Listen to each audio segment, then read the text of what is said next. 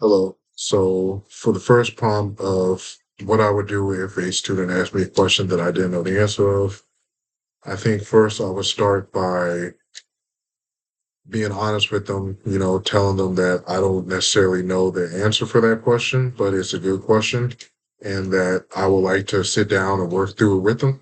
And then we could both come together to find an answer. So I would start by trying to, like model a problem solving process. So I try and clarify the question so that we both understood what exactly we were looking for. And then I try and break it down kind of like piece by piece and pretty much break it down in a way to where we have each part that we need to try and tackle together.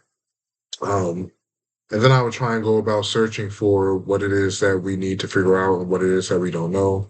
So I try and introduce them to, some different search engines, things like Stack Overflow, just Googling, trying to piece it together like that. And then I would just try and start testing ideas based on what we found. So, we just kind of take it step by step and until we have a clear understanding of what it is that we're looking for.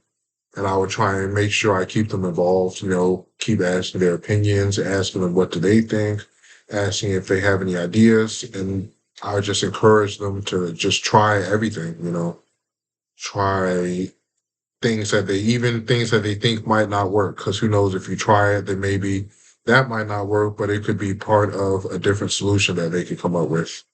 And then at the end, I just try and document everything that we did and reflect on what we did and reflect on the answer that we came to.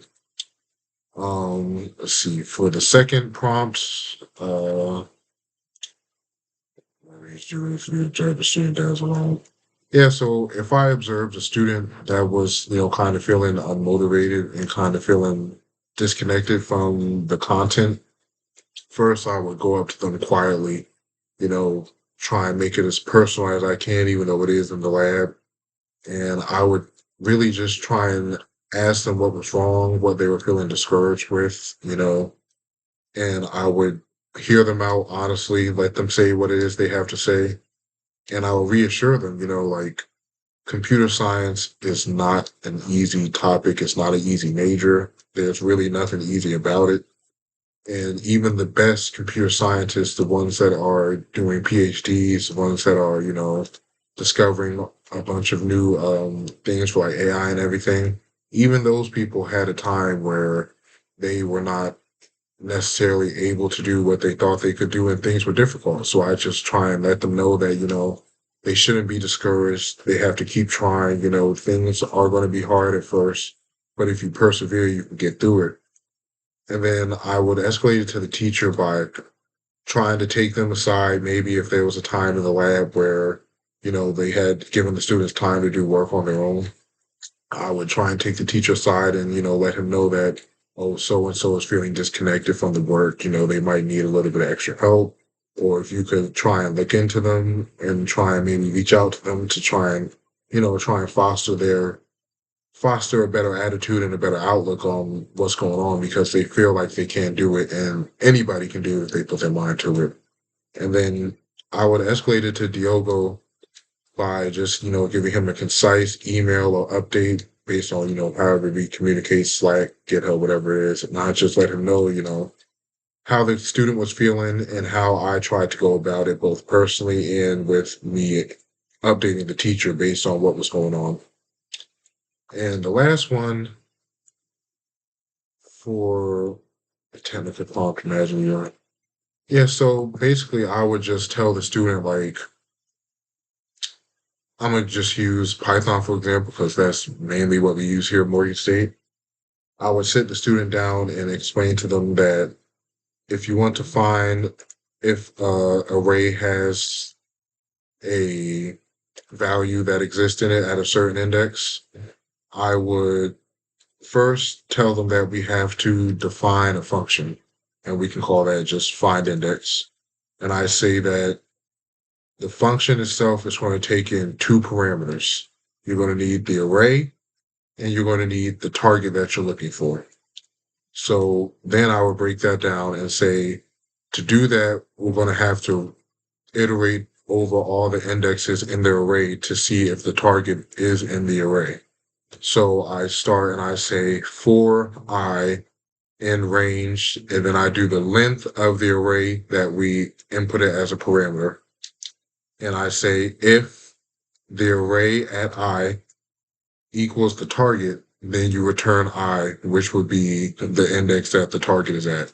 And if not, if you did not find the target, the array does not contain the target number at any index in it, then we return -1, which is basically like returning a false or just, yeah, pretty much like a false Boolean. So I break it down to them and say like, okay, so let's say we have an array called integers and we have 1, 2, 3, 4, 5. And we want to check to see if 4 is in there. So we would take the function that we just defined, we put it inside a print statement, and then we'd fill the parameters with the arguments that we're using.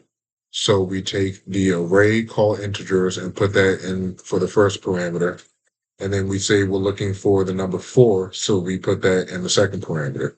And we go through, the array will go through, and it should find the number 4 in the spot 3, since we know arrays and everything starts from 0 to 1 to 2 to 3 to 4, whatever, how many elements you have in the array. And then if we were to say, look for 7 in an array of 1, 2, 3, 4, 5, we do the same thing. We put a print statement, we call the function, and for the arguments, we then put integers and 7. And then as it goes through and iterates over the array, it should say that it should come back a -1, or we could say will come back false, which basically means that the number was not anywhere in the array. It couldn't locate the index that the number was at, so it didn't give us back anything. And yeah, my name is Gregory Kidd. I'm a junior computer science student here at Morgan State, and I would love to be a tech fellow. I love helping my fellow students, and yeah, I just want to try and help people as much as I can, even if it's not being a tech fellow. I'd love to try and be a tutor with CodePath. Yeah, so thank you.